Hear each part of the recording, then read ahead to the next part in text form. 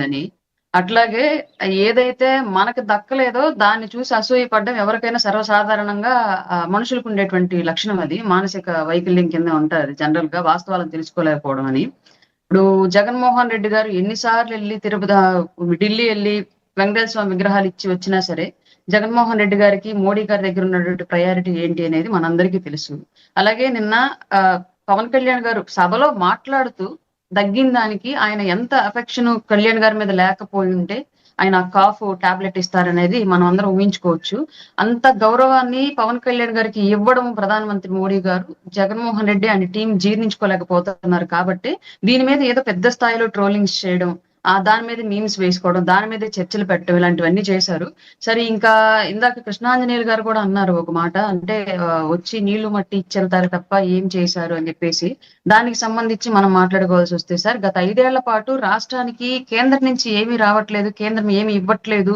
జగన్మోహన్ రెడ్డి ఎప్పుడెళ్ళినా సరే ఢిల్లీ ఆయన కేసుల గురించి లేదంటే సీబీఐని రాష్ట్రంలోకి రానివ్వద్దని చెప్పేసి, లేదంటే వివేకానంద రెడ్డి గారి మర్డర్ కేసు ఇక్కడ కదిలినప్పుడల్లా అక్కడికెళ్లి ఢిల్లీలో బొమ్మలు ఇచ్చి రావడం ఇవన్నీ మనం చూసాము. అంటే ఏ కారణాలతో వెళ్లారంటే యాదృచ్ఛికమా లేదంటే అది ఆయన కావాలని ప్లాన్‌గా వెళ్లారో మనకు తెలీదు. బట్ ఎప్పుడైతే రాష్ట్రంలోకి వివేకానంద రెడ్డి గారి మర్డర్ కేసులో సీఐడీ వస్తదో అప్పుడే ఆటోమేటిక్‌గా ఆయన ఢిల్లీ ఎళ్తాడు. అట్లా జరిగింది ప్రతిసారి గూడా. దాని మీద అందరికొచ్చిన అనుమానాలు ఏంటి అంటే ఈయన రాష్ట్రానికి రావాల్సినటువంటి నిధులు, పోలవరానికి సంబంధించినటువంటి నిధులు, పెండింగ్ నిధులు లేదంటే ప్రత్యేక హోదాకు సంబంధించి ఇంకా పెండింగ్‌గా ఉన్నటువంటి ప్యాకేజీకి సంబంధించి ఇంకా పెండింగ్‌గా ఉన్నటువంటి అమౌంటు, వీటికి సంబంధించి రైల్వే లైన్‌కి సంబంధించినటువంటి బడ్జెట్ గురించి వేటి గురించి ఎందుకు అడగట్లేదు? వాటికి సంబంధించి ఏమి రావట్లేదు కేంద్రం నుంచి. ప్రతిసారి ఇక్కడ సీబీఐ వస్తున్నప్పుడు అక్కడికి వెళ్తున్నాడని చెప్పేసి మాట్లాడుకున్నామండి.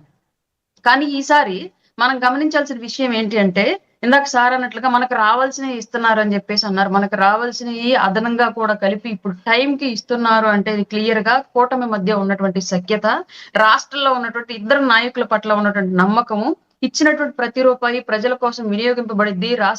రాష్ట్రం అభివృద్ధి దిశగా ముందుకెళ్ళిద్ది. తద్వారా బీజేపీ కూడా రాష్ట్రంలో ముందుకు వెళ్ళొచ్చు. ఆంధ్రప్రదేశ్‌లో బీజేపీ యొక్క బలాన్ని కూడా విస్తరించుకోవచ్చని బలంగా నమ్ముతున్నారు గాబట్టే టైమ్ టు టైమ్ మనకన్నీ కేటాయిస్తున్నారు. దానికి సంబంధించి కోకొల్లలు ఇప్పటివరకు ఈ 10 నెలల్లోనే మనం అనూహ్యంగా కేంద్రం నుంచి ఎన్ని నిధులు రాబట్టామో మనం తెలుసుకోవచ్చు సార్. మామూలుగా 140 కిలోమీటర్ల ఔటర్ రింగ్ రోడ్డుకి సంబంధించి 35,000 కోట్ల రూపాయలు నిధులు మంజూరు చేయించుకున్నా గానివ్వండి, లేదంటే అమరావతి రైల్వే లైన్‌కి సంబంధించి పూర్తి ఖర్చు కేంద్రం భరించేలాగా చేసుకోవడంలో కానివ్వండి, పోలవరానికి నిధులు తెచ్చుకోవడంలో గాని టైమ్ టు టైమ్ రీసెంట్‌గానే 12,000 కోట్లు రిలీజ్ చేసిన విషయం కూడా మనందరికీ తెలుసు. అలాగే రీసెంట్‌గా వచ్చినటువంటి ఆర్థిక సంఘంలో 1,151 కోట్ల రూపాయలు మనకు ఆల్రెడీ కేంద్రం నుంచి రిలీజ్ అయిన విషయం. ఇలా ఎన్నో ఉన్నాయి రాష్ట్రానికి కేంద్రం ఇచ్చినటువంటి ఈ 10 నెలల కాలంలో అతి తక్కువ కాలంలో ఆ స్థాయిలో ఆంధ్రప్రదేశ్‌కు నిధులు కంపల్సరీగా టైమ్ టు టైమ్ ఇస్తుందంటే అది కేవలం కూటమి మధ్య, అలాగే కూటమిలో ఉన్నటువంటి ఆంధ్రప్రదేశ్ నుంచి ఉన్నటువంటి మిగిలిన ఇద్దరు నాయకులు ఎవరైతే నారా చంద్రబాబు నాయుడు గారు, అలాగే పవన్ కళ్యాణ్ గారు, వీళ్ళిద్దరి మీద ఉన్నటువంటి నమ్మకంతోనే కేంద్రం ఈ స్థాయిలో ఆంధ్రప్రదేశ్ అభివృద్ధికి సహకరిస్తుంది. ఇందులో ఎలాంటి సందేహం లేదు. గత 5 ఏళ్ల పాటు ఇది జరగలేదు. ఖచ్చితంగా అది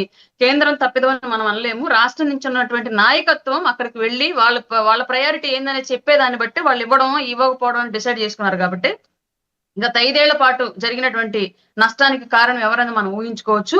ఈ 10 నెలల్లో రాష్ట్రానికి కేంద్రం నుంచి అందుతున్నటువంటి సహకారానికి కారణం ఎవరనేది కూడా మనం ఊహించుకోవచ్చు సార్. మనం చేయలేని విషయాన్ని ఎదుటోళ్ళు చేస్తూ ఉంటే మన చేతగానితనాన్ని ఒప్పుకోలేక ఎదుటోళ్ళని గేలి చేయడం అనేది ఇప్పుడు రాజకీయాల్లో చూస్తా ఉన్నాం జనరల్‌గా. అది ప్రత్యేకించి వైసీపీ పార్టీ గత 4 రోజులుగా విపరీతమైనటువంటి విష ధోరణులు కక్కుతూ ఉన్న విషయం మాత్రం వాస్తవం. ఓకే. గుడ్ మార్నింగ్ వెంకటరెడ్డి గారు. సో రాయపాటి అరుణ గారు చెబుతున్నారు